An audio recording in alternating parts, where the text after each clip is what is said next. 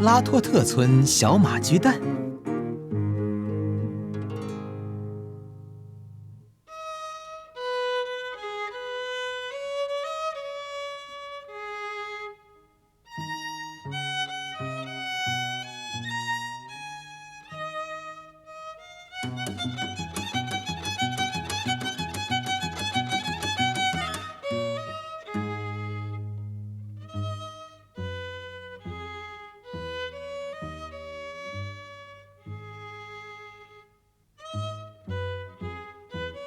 有一天，拉托特村的一位农夫在田里找到一个灰色的南瓜。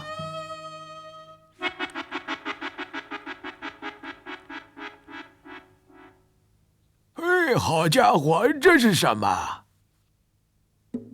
他捡起来，摸了又摸，闻了又闻，但仍然无法猜出是什么。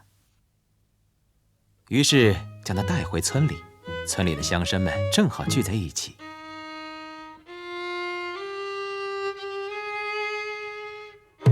当农夫将南瓜放下时，见过世面的乡绅们也都惊呆了。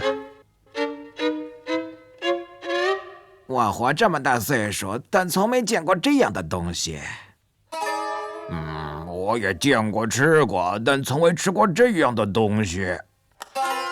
我也不算小孩了，但有谁能说清楚这到底是什么？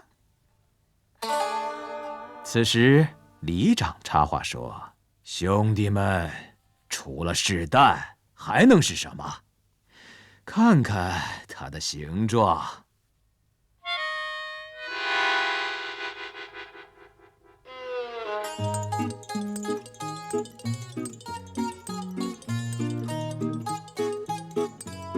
当然是蛋，如果不是蛋，还能是什么？农夫也记得，将它放进袋中时还是热乎的。里长是个聪明人，他很想知道这是什么的蛋。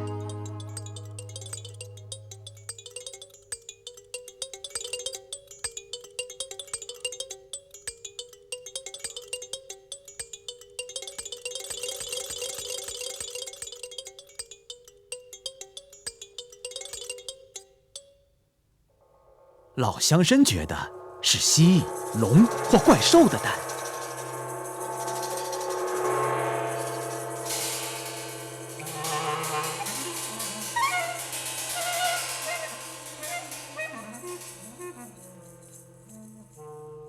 但里长更加相信农夫的话。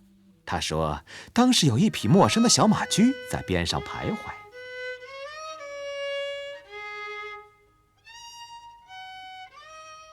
乡绅们异口同声：“原来如此，这就是小马驹的蛋。要不然是什么上帝的奇迹能下这么大的蛋？”那既然我们已经这么幸运了，里长说，那你们说我们该怎么办？把它孵出来。孵出来？但要怎么孵呢？我们的马可不生蛋，所以它们也不会孵蛋。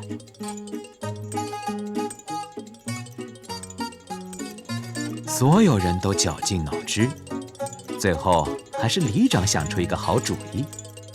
各位，你们想，虽然拉托特村的马没那么聪明，但拉托特村的人有。我建议我们自己来孵这个宝贵的蛋。这听起来不可思议，但众人还是点头附和。为做表率，里长首先坐了上去，之后其他人也按照顺序开始一一孵蛋。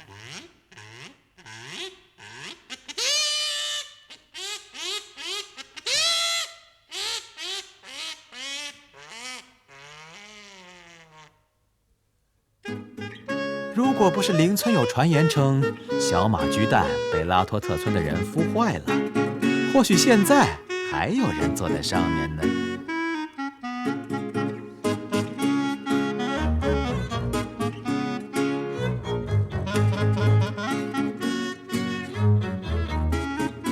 乡绅们开始抱怨了，他们不会再继续孵这个蛋。里长感到非常难过，他坚信小马驹已经在动了，但乡绅们则坚定地表示蛋已经臭了。所有人都各持己见。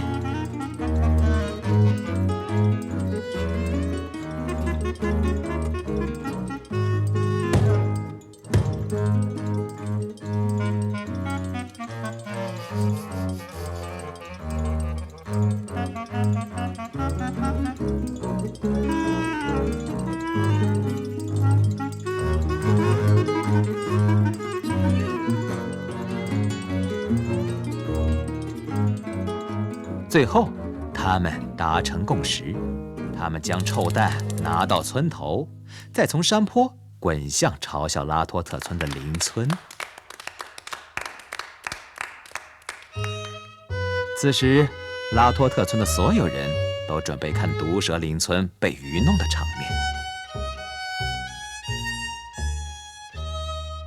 当所有人捂住鼻子后，里长将小马驹蛋扔了下去。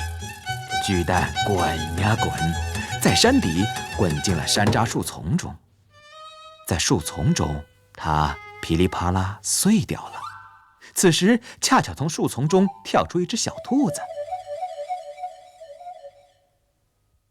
拉托特村的所有人都在喊：“小马驹，小马驹在跑，大家跟上！”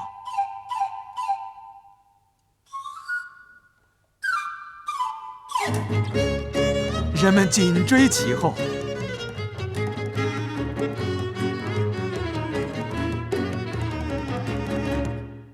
山坡上只剩下里长在伤心地自言自语：“我怎么说来着？小马驹已经动了。